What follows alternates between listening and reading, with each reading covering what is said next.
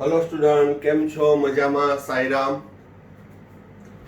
હવે લાસ્ટ બે લેક્ચરની અંદર આપણે હાઇડ્રોજન ઉત્સર્જન વર્ણપટ, એના આધારે બોહરની અભિધારણા અને બોહરની અભિધારણાના આધારે આપણે હાઇડ્રોજન ઉત્સર્જન વર્ણપટની સમજૂતી જોઈ કે હાઇડ્રોજન પરમાણુમાં ઇલેક્ટ્રોન કેટલા અંતરે રહેલો છે, એટલે એની ત્રિજ્યા કેટલી, એની સાથે સંકળાયેલો વેગ કેટલો, એના સૂત્ર આપણે જોયા, એને રિલેટેડ કેટલાક દાખલાઓ પણ જોયા. હવે બોહરના હાઇડ્રોજન પરમાણુ નમૂનાની મર્યાદા એ પણ 11મા ધોરણમાં 2 માર્કમાં પૂછાઈ શકે અથવા તો થિયરિકલ કન્સેપ્ટમાં એમસીક્યુ બનાવીને પણ આમાંથી પૂછાઈ શકે. તો હાઇડ્રોજન પરમાણુ માટે બોહરની અભિધારણાની મર્યાદા શું હતી? તો કે અદ્યતન સ્પેક્ટ્રોસ્કોપિક તકનીકીઓ મોડર્ન સ્પેક્ટ્રોસ્કોપીના આધારે જે હાઇડ્રોજન ઉત્સર્જન વર્ણપટ છે એને અતિ સૂક્ષ્મ રીતે સમજાવી શકતો નથી. હાઇડ્રોજન વર્ણપટ સમજાવી શકે છે. હાઇડ્રોજન પરમાણુ ઉપરાંત હિલિયમ +1, લિથિયમ +2, બેરિલિયમ +3 જેવા 1 ઇલેક્ટ્રોન ધરાવતી સ્પીસીઝ માટે એ સારી રીતે સમજાવી શકે છે. પરંતુ મોડર્ન સ્પેક્ટ્રોસ્કોપિક ટેકનિકનો ઉપયોગ કરી અને હાઇડ્રોજન ઉત્સર્જન વર્ણપટ અતિ સૂક્ષ્મ રીતે ડીપમાં સમજાવી શકતો નથી.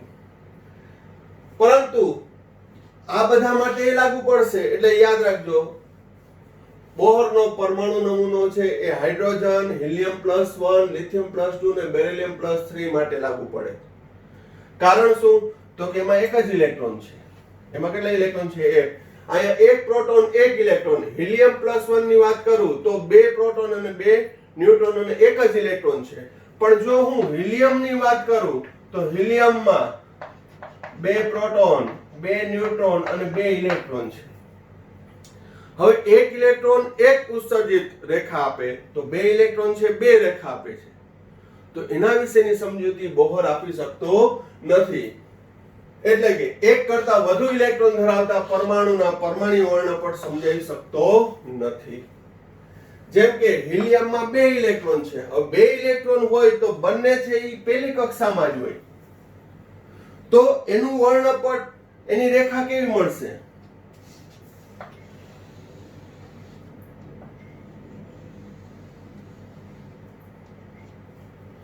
લગભગ સમાન ઉર્જા અને સમાન તરંગ લંબાઈ ધરાવતી મળશે.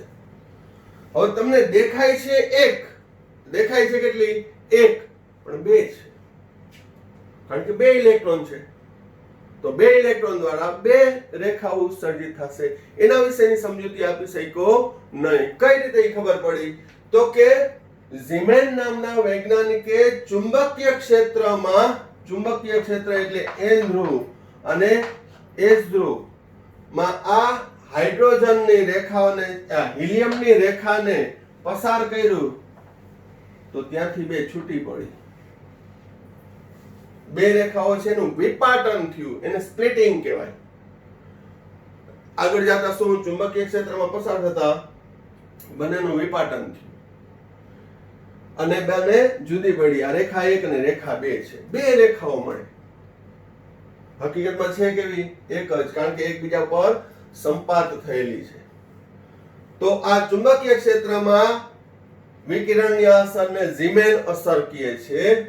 એવી રીતે વિદ્યુત ક્ષેત્રમાં જો એને પસાર કરવામાં આવે, વિદ્યુત ક્ષેત્રમાં,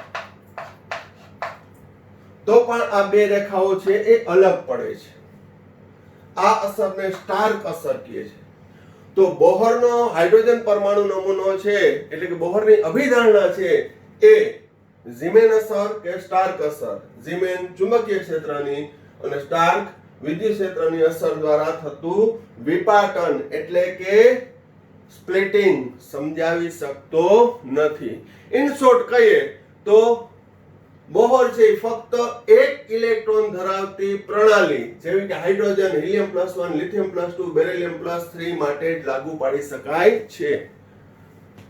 આ તો મેં હિલિયમની વાત કરી. હવે સોડિયમની વાત કરું તો સોડિયમમાં 2, 8, 1, તો આ છેલ્લી કક્ષામાં રહેલો એક ઇલેક્ટ્રોન છે એનું કેન્દ્ર તરફનું આકર્ષણ હોય, પણ વચ્ચે ઇલેક્ટ્રોન છે તો ઇલેક્ટ્રોન વચ્ચે અપાકર્ષણ હોય, તો એને લીધે છે એ ઉત્સર્જિત રેખાઓ કેટલી તરંગ લંબાઈની મળે છે, કેટલી ઉર્જાની મળે છે, એના વિશેની માહિતી છે એ બોહર આપી શક્યો નહીં, કારણ કે ત્યાં બોહરની અભિધારણા લાગુ પડતી નથી, કારણ કે એનું ફોર્સ બદલાઈ જશે, આકર્ષણ બળ બદલાઈ જશે, અપાકર્ષણ બળ લાગુ પડતું હોય, તો આ બધી વસ્તુઓ છે એ બોહર સારી રીતે સમજાવી શક્યો નહીં.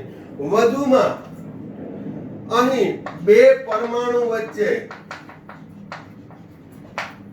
બંધ રચાય તો એ બંધ કઈ રીતે રચાય છે એના વિશેની માહિતી પણ છે બોહરનો પરમાણુ નમૂનો આપી શક્યો નહીં. તો અહીંયાથી બોહરની વાર્તા પૂરી થાય છે. હા, હજી એની અંદર ઘણા બધા MCQs છે, ઘણા બધા હાઇડ્રોજન ઉત્સર્જન વર્ણ પર આધારિત ઘણા બધા સારા લેવલના, અને મેં તમને કીધું કોમ્પિટિટિવ લેવલના લાસ્ટ લેક્ચરમાં મેં 2-3 એવા આપ્યા હતા, અને હજી પણ આપણે કન્ટિન્યુ કરશું. પણ દર વખતે હું તમને કહું છું કે પહેલા આપણે ટેક્સ્ટબુકના પોઈન્ટ છે બધા ક્લિયર હોવા જોઈએ, કે જેથી કોઈ પણ મટીરીયલ તમે કોઈ પણ MCQ સોલ્વ કરો તો એ તમને સોલ્વ કરી શકો, આવડે. એટલા માટે આપણે આગળ હવે થિયરીના પોઈન્ટ વધારશું. અહીં બોહરની મર્યાદા જોઈ લેજો, 2 માર્કમાં પૂછાઈ શકે અને થિયરિકલ MCQ માં પણ પૂછાઈ શકે. આનું બહુ વિગત ટેક્સ્ટબુકમાં આપી નથી, ઝીમેન અસર અને સ્ટાર્ક અસરની. પણ એ બંને શું છે તો કે 2 ઇલેક્ટ્રોન હોય તો 2 ઇલેક્ટ્રોન છે એના દ્વારા ઉદ્ભવતી 2 રેખાઓ હોય. એ 2 રેખાઓ લગભગ સમાન તરંગ લંબાઈ ધરાવતી હોય, સમાન ઉર્જા ધરાવતી હોય, પરંતુ વિદ્યુત અને ચુંબકીય ક્ષેત્રમાં એનું સ્પ્લિટિંગ થાય છે, એટલે 2 જોવા મળે છે. એને ઝીમેન અસર અને સ્ટાર્ક અસર કહે છે. ઝીમેન છે ચુંબકીય ક્ષેત્રની અસર છે, સ્ટાર્ક છે એ વિદ્યુત ક્ષેત્રની અસર છે. હવે નેક્સ્ટ ક્વેશ્ચન, દ બ્રોગલી સિદ્ધાંત સૂત્રની તારવણી, ઉપયોગિતા અને મર્યાદા સમજાવો. આ topic most time for all type of question. 11મા ધોરણ પૂરતો બરોબર છે, પરંતુ કોમ્પિટિટિવ એક્ઝામમાં આ પોઈન્ટ રિલેટેડ એટલે દ બ્રોગલી તરંગ લંબાઈ રિલેટેડ પણ ક્વેશ્ચન પૂછાયેલો છે. વધુમાં આ ટોપિક છે એ 12મા ધોરણના ફિઝિક્સમાં પણ આવશે. મેં તમને કીધું ને કે આ જે ચેપ્ટર છે ને એ પરમાણુય બંધન એ 12મા ધોરણના ફિઝિક્સની અંદર એક આખું ચેપ્ટર આવશે. એમાં આ ચેપ્ટરના દરેક મુદ્દાઓ છે ઉપયોગી થશે. પ્રકાશશાસ્ત્રમાં ઉપયોગી થશે, પછી પરમાણુ નામનું ચેપ્ટર આવશે ફિઝિક્સમાં, એમાં પણ ઉપયોગી થશે. આ બધી વસ્તુ ભણશો. હાઇડ્રોજન ઉત્સર્જન વર્ણપટ, લાઇમેન શ્રેણી બધું આવશે, એટલે યાદ રાખજો ત્યારે પણ. હવે દ બ્રોગલી સિદ્ધાંતમાં શું કીધું તો કે ઈસવીસન 1924 માં ફ્રેન્ચ ભૌતિક વૈજ્ઞાનિક ફિઝિશિયન હતો દ બ્રોગલીએ સૂચવ્યું કે વિકિરણની જેમ દ્રવ્ય કણ એટલે કે આ proton, neutron, electron, hydrogen, helium, આ બધા પરમાણુઓ કણ ઉપરાંત વિકિરણ પ્રકૃતિ પણ ધરાવે છે. કારણ કે અત્યાર સુધી આપણે શું વાત થઈ કે જેને વર્ષોથી આપણે પ્રકાશને વિકિરણ જ કહેતા હતા, એ વેવ્સ છે, વેવ નેચર છે, છતાં એ કણ પ્રકૃતિ ધરાવે, અને પ્રકાશના કણને શું કીધું? ફોટોન.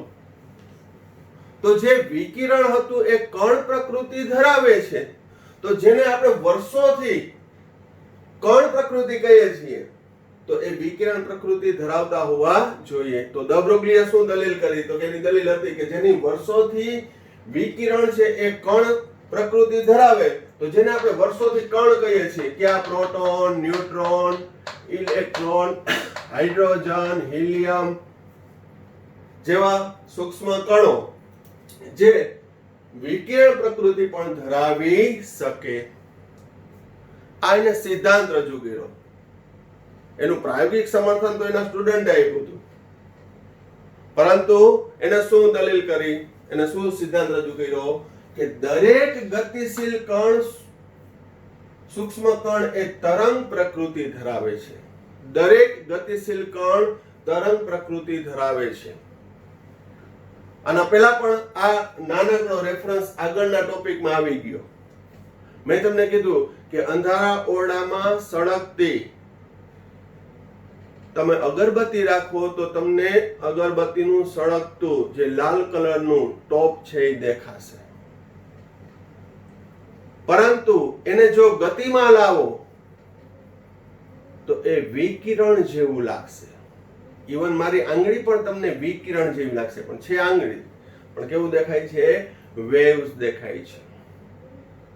બીજું એક સિમ્પલ તમને એક્ઝામ્પલ આપું કે ક્રિકેટની અંદર છે, આપણે ક્રિકેટ મેચ ટીવીમાં જોતા હોય તો કોઈ સિક્સ મારે તો દડો છે આમ જતો હોય તો પાછળ વેવ્સ જેવું થઈ જતું હોય. તો એ દડો છે ગતિમાં છે પણ આખું વેવ્સ જેવી, એ તો એની વિડીયો ઇફેક્ટ હોય. પણ કહેવાનો મતલબ ગતિશીલ કણ છે તરંગ પ્રકૃતિ ધરાવે છે.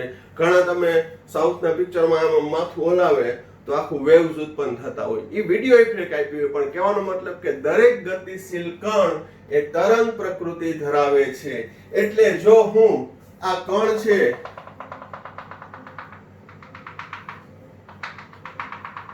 એને ગતિમાં લાવું તો એ શું થશે? વિકિરણ, વેવ્સ નેચર ધરાવે છે. તો હવે કણ છે, કેવા કણો? સૂક્ષ્મ કણો, પ્રોટોન, ન્યુટ્રોન, ઇલેક્ટ્રોન. તો એ ગતિમાં હોય તો તેની સાથે સંકળાયેલી તરંગ લંબાઈ હોવી જોઈએ, કારણ કે જ્યાં તરંગ પ્રકૃતિ આવે ત્યાં તરંગવાદ લાગુ પડશે. તો એને કીધું કે તેની સાથે સંકળાયેલી તરંગ લંબાઈ કેટલી હશે? તો લેમ્ડા બરાબર h/mv, જ્યાં h પ્લાન્ક અચળાંક છે, m એટલે કણનું દળ અને v એટલે કણ સાથે સંકળાયેલો વેગ. જ્યાં લેમ્ડા કણની તરંગ લંબાઈ, m કણનું દળ, v કણનો વેગ. એનો મતલબ કે કણનું દળ જેમ નાનું એમ તરંગ લંબાઈ મોટી. તરંગ લંબાઈ કેવી થશે? મોટી. બરોબર? તો લેમ્ડા બરાબર h/mv. હવે આ કઈ રીતે આવ્યું? તો આપણી ટેક્સ્ટબુકમાં એની તારવણી કે કાંઈ આપી નથી. તો એ તારવણી ફક્ત સંદર્ભ તરીકે, રેફરન્સ તરીકે કે E બરાબર mc², આઇન્સ્ટાઈનના સાપેક્ષવાદ મુજબ. તો E બરાબર m * c * c. હવે E બરાબર m * c, m એટલે દળ ગુણ્યા વેગ, દળ ગુણ્યા વેગ. તો E બરાબર શું આવશે? cp લખી શકું. E બરાબર શું લખી શકું? cp.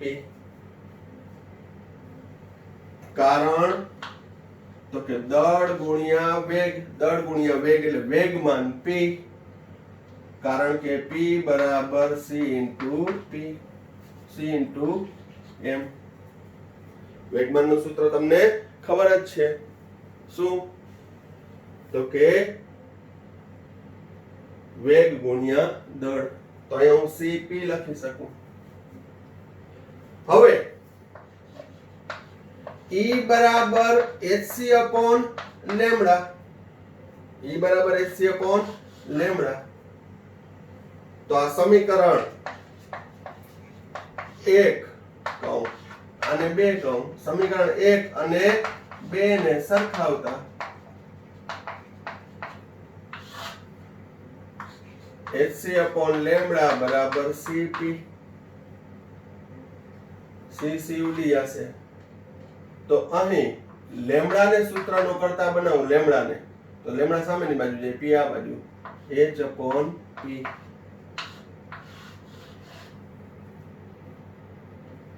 આ મેં વાત કરી એ પ્રકાશનું વેગમાન થશે. કારણ શું? ફરીથી E બરાબર mc². શું છે? તો કે આઇન્સ્ટાઈનના દ્રવ્યનું સૂત્ર, દ્રવ્ય ઉર્જાનું, કે E બરાબર mc², બહુ જાણીતું છે. E બરાબર mc * c, આ c² છે, c * c. mc પ્રકાશના ફોટોનનું દળ ગુણ્યા પ્રકાશનો વેગ એટલે વેગમાન. તો અહીં E બરાબર Cp આવ્યું, E બરાબર hc upon લેમ્ડા. સમીકરણ 1 અને 2 ઉપરથી હું શું ધાર્યું? લેમ્ડા બરાબર h upon p. તો આ તો ફોટોન સાથે સંકળાયેલી, ફોટોન એટલે પ્રકાશના કણ સાથે સંકળાયેલી તરંગ લંબાઈ છે. પ્રોટોન હોય, ન્યુટ્રોન હોય, ઇલેક્ટ્રોન હોય, હાઇડ્રોજન હોય, હિલિયમ હોય, એમોનિયા અણુ હોય, કાર્બન ડાયોક્સાઇડ અણુ હોય, તો દરેકના દળ સમાન નથી. દરેકના દળ સમાન ના હોય તો એનું વેગમાન પણ ના સમાન થાય. આ કેના માટે લાગુ પડ્યું? ફરી એકવાર કહું છું કે ફોટોનની તરંગ લંબાઈ છે પ્રકાશના કણની, કારણ કે E બરાબર mc², ફોટોનનું દળ ગુણ્યા પ્રકાશના વેગનો વર્ગ. તો વ્યાપક રીતે મારે કેવું હોય તો કે કોઈ પણ m દળ ધરાવતું કણ v વેગથી ગતિ કરે તો તેનું વેગમાન p કેટલું થશે? તો કે દળ ગુણ્યા વેગ. તો હવે p ની જગ્યાએ હું શું મૂકું? m * v. માટે લેમ્ડા બરાબર h upon mv.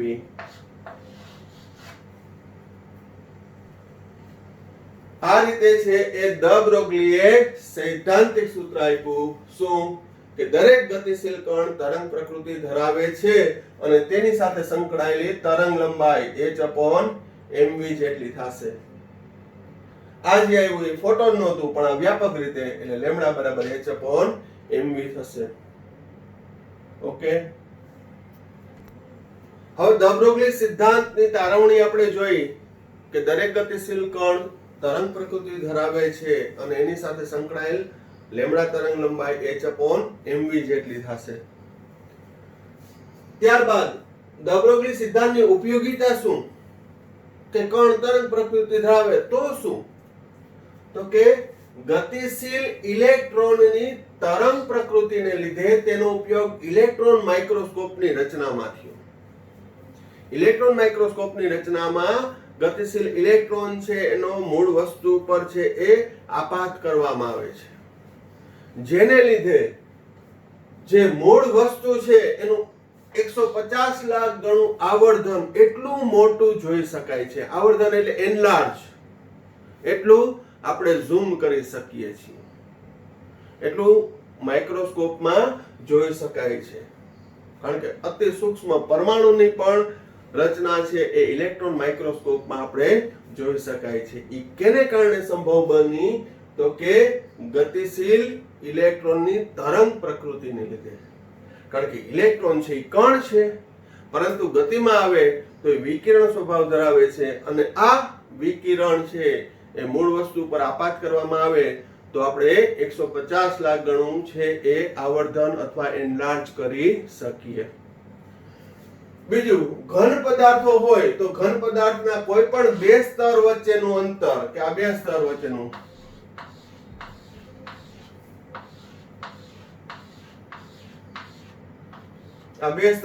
અંતર અથવા બે પરમાણુ વચ્ચેનું અંતર પણ છે એ ગતિશીલ ઇલેક્ટ્રોનની તરંગ પ્રકૃતિને લીધે છે એ શક્ય બન્યું છે. કે આ બે સ્તર વચ્ચેનું કેટલું અંતર છે એ પણ જાણી શકાય. પરંતુ એની મર્યાદા શું? તો કે આ સિદ્ધાંત ફક્ત સૂક્ષ્મ કણ જેવા કે proton, neutron, electron, hydrogen, helium જેવા ઓછું દળ ધરાવતા કણ માટે લાગુ પાડી શકાય. કારણ કે અહીં દળના વ્યસ્ત પ્રમાણમાં છે, એટલે જો દળ વધી જાય તો તરંગ લંબાઈ ઘટે, એ માપી શકાય તેવી હદમાં ન હોય. એટલે કે સ્થૂળ પદાર્થો, મોટા પદાર્થો જેવા કે દોડતો માણસ, હવામાં ઉડતું વિમાન, બંદૂકમાંથી છૂટેલી ગોળી, બાણમાંથી છૂટેલું તીર, એના માટે છે એ તરંગ લંબાઈ માપી શકાય તેવી હદમાં ના હોય. સૈદ્ધાંતિક રીતે બધાની મળશે લેમ્ડા બરાબર h upon mv. બરોબર, હું એમ કહું કે આમાં હું m મારું દળ આપી દઉં અને હું દોડું છું ત્યારે મારી સાથે સંકળાયેલો વેગ આપી દઉં તો આ મારી લેમ્ડા h પણ મળશે, વેવલેન્થ ઓફ હિરેન મળશે, પણ એ સૈદ્ધાંતિક રીતે પ્રાયોગિક રીતે માપી શકાય તેવી નહીં હોય. સમજાય છે? એટલે આ સૂત્રમાં ગમેનું m ને v ને h મૂકી દો એટલે લેમ્ડા તો મળશે, પણ આપણે દાખલા ગણશું ત્યારે જોશો એની લેમ્ડા તરંગ લંબાઈ કેટલી હશે તો કે 0.0000030 ટાઈમ 31 ટાઈમ 33 ટાઈમ. તો એને માપવી કેમ?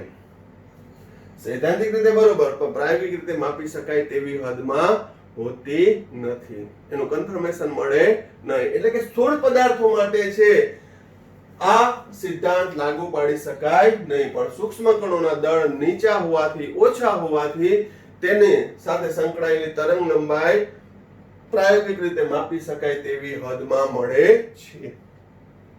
તો મેં તમને કીધું કે દ બ્રોગલી સિદ્ધાંત આધારિત દાખલાઓને રિલેટેડ તો કોમ્પિટિટિવ એક્ઝામમાં એમસીક્યુ હોય ને હોય જ છે, પણ થિયરિકલ લેવલે પણ છે એ પૂછાઈ શકે છે.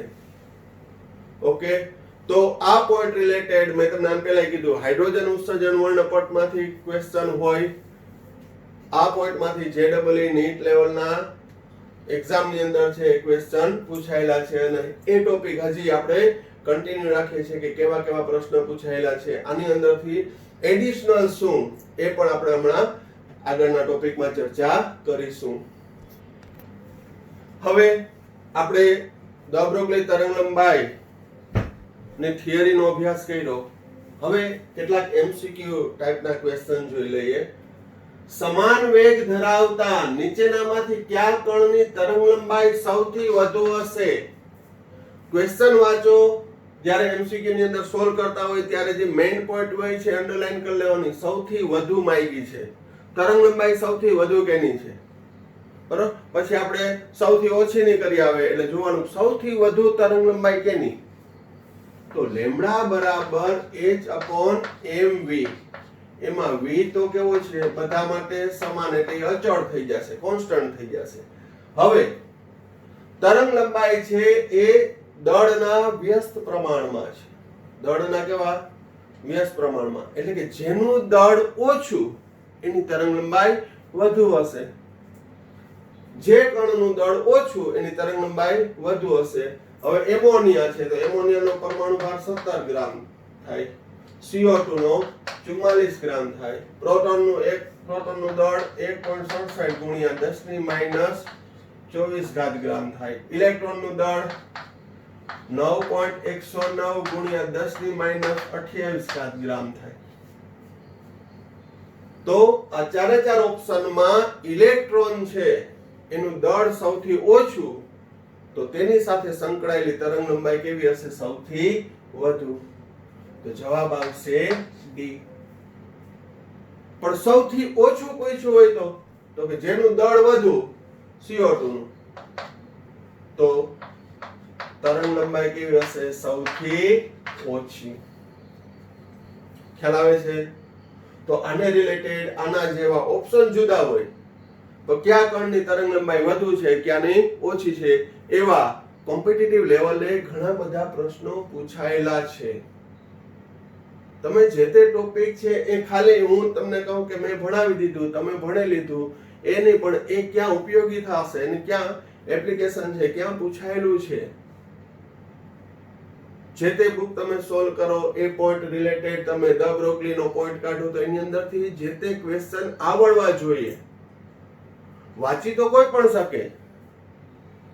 8મા 9મા વાળા સ્ટુડન્ટને કહું કે હાલો આ વાંચો તો વાંચી દઈએ, વાંચતા તો આવડતું હોય, પણ વાંચવું એટલે અન્ડરસ્ટેન્ડિંગ સાથે, સમજૂતી સાથે એમાં પેનિટ્રેટ થતા હોવા જોઈએ, તમને એમાંથી સોલ્યુશન મળતું હોવું જોઈએ. આ વાતનો ખ્યાલ રાખવાનો. ખાલી ટોપિક પૂરું કરવા પડતું નથી, ચાલો ભણાવી દીધું, પણ એ તમારે ગ્રાઉન્ડ લેવલથી છે એ ગ્રો અપ થવું જોઈએ કે ના આ પોઈન્ટ રિલેટેડ ગમે એવા પ્રશ્ન પૂછો તો મને આવડશે, એવી અન્ડરસ્ટેન્ડિંગ ડેવલપ કરવાની. 11th 12th સાયન્સ ની અંદર અગત્યનું એ જ છે, બરોબર, કે દરેક ટોપિક છે ને ક્લિયરિટી તમારી પાસે હોવી જોઈએ, કોમ્પ્લેક્સ ના થવું જોઈએ. બીજો ક્વેશ્ચન જોઈએ. અચળ ગતિ ઉર્જા ધરાવતા, ગતિ ઉર્જા અચળ હોય તેવા કણની તરંગ લંબાઈનો વેગ સાથેનો સંબંધ. હવે આગળની શરત અચળ ગતિ ઉર્જા ન આવ્યું હોય તો તરંગ લંબાઈનો વેગ સાથેનો સંબંધ પણ કેવો છે? વ્યસ્ત સંબંધ છે. પરંતુ અચળ ગતિ ઉર્જા ધરાવતું હોય તો અહીં જવાબ વ્યસ્ત પ્રમાણમાં ટીક નહીં કરી નાખવાનો, વ્યસ્ત પ્રમાણમાં નહીં આવે. કારણ શું? અચળ ગતિ ઉર્જા ધરાવતા કણ સાથે સંકળાયેલી તરંગ લંબાઈ અને વેગ વચ્ચેનો સંબંધ. અચળ ગતિ ઉર્જા ના કીધી હોત તો બરોબર કે લેમ્ડા અને v વચ્ચેનો સંબંધ વ્યસ્ત સંબંધ છે. જવાબ A. તો આપણા માર્ક 0. તો સોલ્યુશન કરવાનું. શું? લેમ્ડા બરાબર h/mv. આને સમીકરણ 1 કહો. હવે ગતિ ઉર્જા કાઇનેટિક એનર્જી Ek બરાબર 1/mv² થશે. આગળ સૂત્ર આવી ગયું છે. હવે હું સાદુરૂપ આપું છું. 1/mv into v. v² નો ભાગ પાડ્યા v into v. mv ને સૂત્રનો કરતા બનાવું તો mv બરાબર 2ke/v. સમીકરણ 2 કહો. સમીકરણ 2 ને સમીકરણ 1 માં બેન મૂકતા તો mv ની જગ્યાએ હું શું મૂકું? 2ek/v. તો લેમ્ડા બરાબર h/2ke/v. છેદનો છેદ અંશમાં જશે. લેમ્ડા બરાબર hv/2ke. હવે સમીકરણ 3 માં h કે અચળ છે. h અચળાંક, પ્લાન્ક અચળાંક છે. કાઇનેટિક એનર્જી ગતિ ઉર્જા અચળ કીધી છે એટલા માટે કે અચળ છે, 2 અચળ મૂલ્ય છે. તો h કે અને 2 ને હું દૂર કરું, અચળાંક દૂર કરું તો સપ્રમાણતાની નિશાની. આ અચળ, આ અચળ, આ અચળ. તો ચલિત કોણ? v. તો v અને લેમ્ડા વચ્ચેનો સંબંધ સમપ્રમાણ. તો કે તરંગ લંબાઈ છે અચળ ગતિ ઉર્જા ધરાવતા કણની તરંગ લંબાઈ તેના વેગના સમપ્રમાણમાં હોય છે. હવે જો આ સૂત્ર ઉપરથી તમે કહી દીધું તો વ્યસ્ત સંબંધ પહેલો જ ઓપ્શન હતો. થઈ ગઈ ને સિલી મિસ્ટેક. પછી આપણે ના કે સિલી મિસ્ટેક થઈ ગઈ MCQ માં. ધ્યાન રાખવાનું. હવે આની અંદર જે મેં સોલ્યુશન આપ્યું એમાં નવું કાંઈ હતું જ નહીં. આ દરેક સ્ટેપ જે છે, દરેક સૂત્ર ગતિ ઉર્જા સાથેનું, એમાં કાંઈ નવું હતું જ નહીં. ફક્ત તમારે એ સ્કિલ ડેવલપ કરવાની છે અને એના માટે કન્ટેન્ટ તૈયાર થવું જોઈએ. કન્ટેન્ટ ત્યારે તૈયાર થાય કે ડે ટુ ડે નું વર્ક થઈ જતું હોય તો. 2-5 વિડીયો તમે ભેગા કરો અને પછી જોવો તો એ કન્ટિન્યુટી કપાઈ જાય. એટલે જેવા જ વિડીયો અપલોડ થાય એવો સમય મળે, ટાઈમિંગ ગોઠવી અને તરત જ જેમ આપણે રેગ્યુલર ક્લાસમાં ભણતા હોય એમ ભણી લેવાનું. બરોબર? આ પણ હું આ વખતે થોડી સૂચના આપતો જઈશ, કારણ કે ઘણા વિદ્યાર્થીઓ છે એ ડિલે કરે છે. અને મારો આગ્રહ હોય કે જે વિદ્યાર્થીઓ વિડીયો જોતા હોય, જે ભણતા હોય, એ બધાને એક સમાન આવડે એવો મારો આગ્રહ હોય. બરોબર? સૌનો સાથ, સૌનો વિકાસ, એ મારો કોન્સેપ્ટ છે. તો બધાય રેગ્યુલર ડે ટુ ડે માં વર્ક કરી નાખજો, સાથે સાથે વિડીયોમાં થઈ જાજો કે જેથી આગળ પણ આપણે કન્ટેન્ટ થોડુંક વધારવાની મજા આવે. બરોબર? હવે next point, most time before competitive exam JEE NEET. જો ગતિ ઉર્જા અચળ ન હોય તો તરંગ લંબાઈ સાથેનો સંબંધ શું? હવે આગળના પોઈન્ટમાં આપણે શું જોયું કે ગતિ ઉર્જા અચળ હોય તો તરંગ લંબાઈ છે જે તે કણના વેગના સમપ્રમાણમાં હતું. પણ જો ગતિ ઉર્જા અચળ ન હોય તો અહીં લેમ્ડા બરાબર h/mv. આ સમીકરણ 1 છે. ગતિ ઉર્જા કાઇનેટિક એનર્જી અથવા અહીંયા ઈ કે પણ લખી શકો. ઈ કે બરાબર 1/2 mv². v² ને સૂત્રનો કરતા બનાવું તો ઈ કે ઈ કે બંને લખી શકાય. કાઇનેટિક એનર્જી 2ek/m માટે v બરાબર અહીંયા v² છે, v એટલે વર્ગમૂળ લઉં તો all under root 2ek/m. સમીકરણ 2 કહું. સમીકરણ 2 ને સમીકરણ 1 માં મૂકતા કાળજીપૂર્વક તૂટે નહીં એમ મૂકી દેવાનું. h/m ગુણ્યા v એટલે શું છે? all under root 2ek/m. હવે આ સ્ટેપ માં સિમ્પલ મેથેમેટિકલ સાદરૂપ આપું. સમીકરણ આ 3 કહું. સમીકરણ 3 નો વર્ગ લેતા તો λ² બરાબર h²/m² ગુણ્યા વર્ગમૂળનો વર્ગ લ્યો તો એ વર્ગમૂળનું છાપરું ઉડી જાય 2ke/m. અહીંયા સાદરૂપ આપવાની જરૂર છે, આનો વર્ગ કરો એટલે વર્ગમૂળ ઉડી જશે. બરોબર, કારણ કે 2ek/m વર્ગમૂળ એટલે 1/2 એનો વર્ગ કર્યો તો 2 ઉડી જશે એટલે શું આવશે? 2ek/m.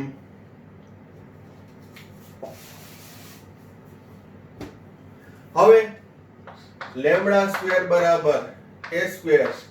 આ m² છે, આ m છે તો 1 m ઉડી જશે તો m ગુણ્યા 2ek.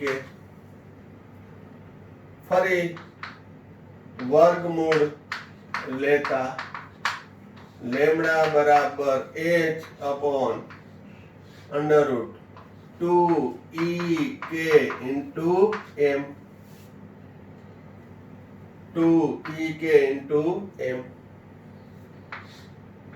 જો ગતિ ઉર્જા આપેલી હોય, જે તે કણનું દળ આપેલું હોય તો તેની સાથે સંકળાયેલી તરંગ લંબાઈ લેમ્ડા શોધી શકો. શું? આપણે દાખલા ગણશું ત્યારે આ સૂત્ર પણ યાદ રાખજો. બરોબર. હવે અહીં ગતિ ઉર્જાનું મૂલ્ય આપ્યું હોય ને એમ આપ્યું હોય તો તમે ડાયરેક્ટ તરંગ લંબાઈ શોધી શકો જે તે કણ સાથે સંકળાયેલી. હવે જોજો, અહીં ક્યાં? અહીં 2 અચળ મૂલ્ય છે, h અને m અચળ છે. હવે h એટલે તો પ્લાન્ક અચળાંક છે, તો m કેમ અચળ? m અચળ હોય, જે તે કણનું દળ છે એ અચળ હોય. બરોબર. કારણ શું? તો કે એ કાંઈ જીમ જોઈન નથી કરતો, એ કાંઈ કસરત નથી કરતો, વજન ઘટી ગયું હમણાં. જે તે કણનું દળ છે એ કેવું રહેશે? અચળ રહેશે.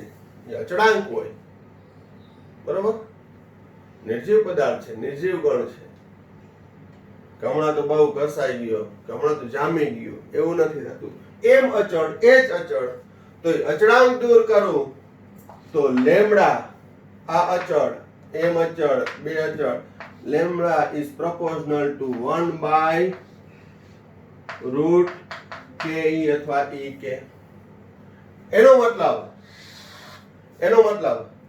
કે તરંગ લંબાઈ એ ગતિ ઉર્જાના વર્ગમૂળના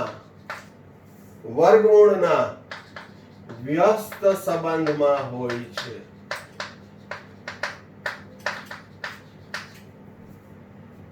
શું? જો ગતિ ઉર્જા અચળ ન હોય તો જે તે કણની તરંગ લંબાઈ એની ગતિ ઉર્જાના વર્ગમૂળના વ્યસ્ત પ્રમાણમાં હોય છે કે વ્યસ્ત સંબંધમાં હોય છે.